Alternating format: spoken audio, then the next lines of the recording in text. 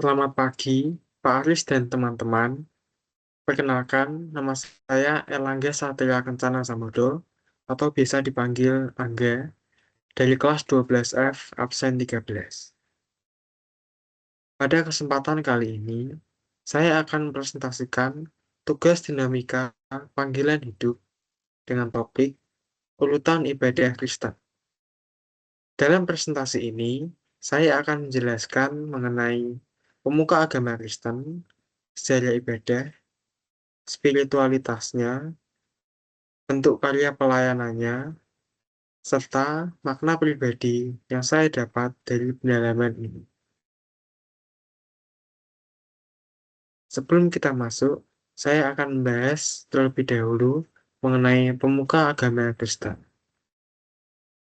Dalam gereja Kristen, pemuka agama disebut dengan pendeta atau pelayan firman. Seorang pendeta dipanggil untuk memimpin jemaat dalam ibadah dan kehidupan rohani. Tugas utama pendeta adalah memberitakan firman Tuhan, memimpin doa, serta menjadi teladan bagi umat dalam hal kesederhanaan, iman, dan juga kasih. Hidup seorang pendeta bukan hanya untuk dirinya sendiri, tetapi untuk melayani Tuhan dan sesama.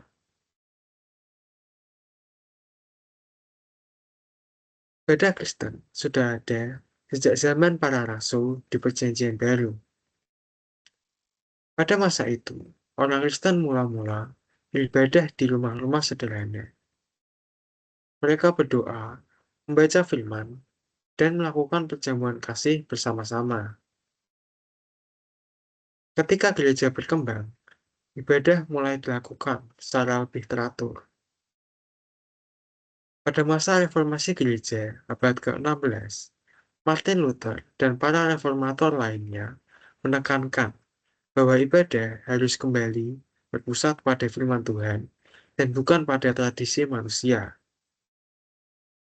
Sejak saat itu, ibadah Kristen dikenal dengan urutan yang sederhana namun penuh dengan makna, yakni dimulai dari fotum, salam, pujian, doa, firman, persembahan, dan juga berkat. Hingga sekarang, ibadah menjadi bagian yang tak terpisahkan dari kehidupan orang percaya. Selanjutnya adalah spiritualitas Kristen Protestan. Spiritualitas dalam ibadah Kristen berpusat pada iman kepada Yesus Kristus. Dalam spiritualitas ini, ada 3 prinsip utama yang selalu dipegang, yaitu sola scriptura, yakni hanya Alkitab sebagai dasar kebenaran, sola fide, yakni hanya oleh iman kita diselamatkan, dan yang terakhir, sola gratia, atau hanya oleh anugerah Allah manusia dapat diselamatkan. Melalui ibadah, setiap orang Kristen diajak untuk memperdalam hubungan pribadinya dengan Tuhan, bersyukur atas kasih-Nya, dan perbarui komitmen imannya setiap minggu. Nah, sekarang saya akan masuk ke bentuk karya nyata pokok pendeta. Seorang pendeta memiliki banyak bentuk pelayanan. Di antaranya seperti pertama, memimpin ibadah setiap minggu agar para jemaat dapat bersekutu dengan Tuhan. Yang kedua adalah memberitakan firman Tuhan, supaya iman jemaat semakin dikuatkan juga.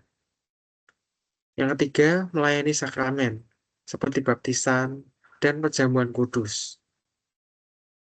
Selain itu, pendeta juga melakukan pembinaan rohani, memberi konseling bagi jemaat, dan aktif dalam pelayanan sosial.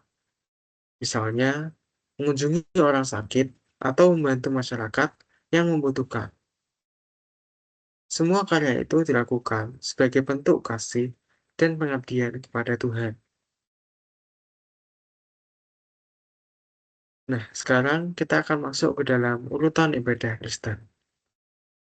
Urutan ibadah Kristen memiliki arti dan makna yang sangat dalam.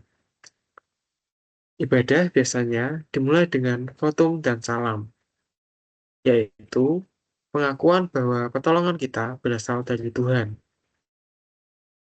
Lalu dilanjutkan dengan pujian dan penyembahan, di mana jemaat mengungkapkan rasa syukur kepada Allah.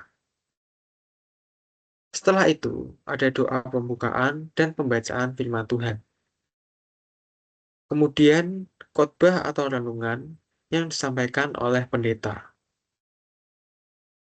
Berikutnya adalah doa syafaat dan persembahan, di mana umat mendoakan dunia dan memberi tanda syukur mereka. Ibadah kemudian diakhiri dengan berkat penutup sebagai tanda pengutusan untuk kembali melayani di tengah kehidupan sehari-hari. Urutan ini menunjukkan perjalanan iman, datang pada Tuhan, mendengarkan firman-Nya, dan diutus untuk melayani. Dari pendalaman ini, saya belajar bahwa ibadah bukan hanya kegiatan mingguan, tetapi juga perjumpaan pribadi dengan Tuhan yang bisa mengubah hati. Melihat peran seorang pendeta, saya menjadi sadar bahwa setiap orang Kristen juga dipanggil untuk melayani, meskipun dalam cara yang berbeda-beda. Ibadah mengajarkan saya untuk hidup disiplin, selalu taat, bersyukur atas berkat Tuhan. Melalui ibadah, saya juga belajar arti pelayanan, memberi tanpa pamrih, dan setia dalam hal kecil maupun besar. Saya ingin terus belajar hidup dengan kasih dan rendah hati seperti Kristus.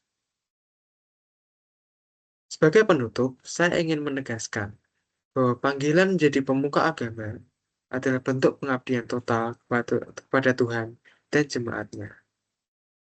Ibadah Kristen mengajarkan kita untuk selalu hidup dalam kasih, syukur, dan juga pelayanan. Semoga melalui presentasi ini, kita semua semakin memahami arti ibadah dan pentingnya memiliki hati yang melayani. Sekian presentasi dari saya. Terima kasih.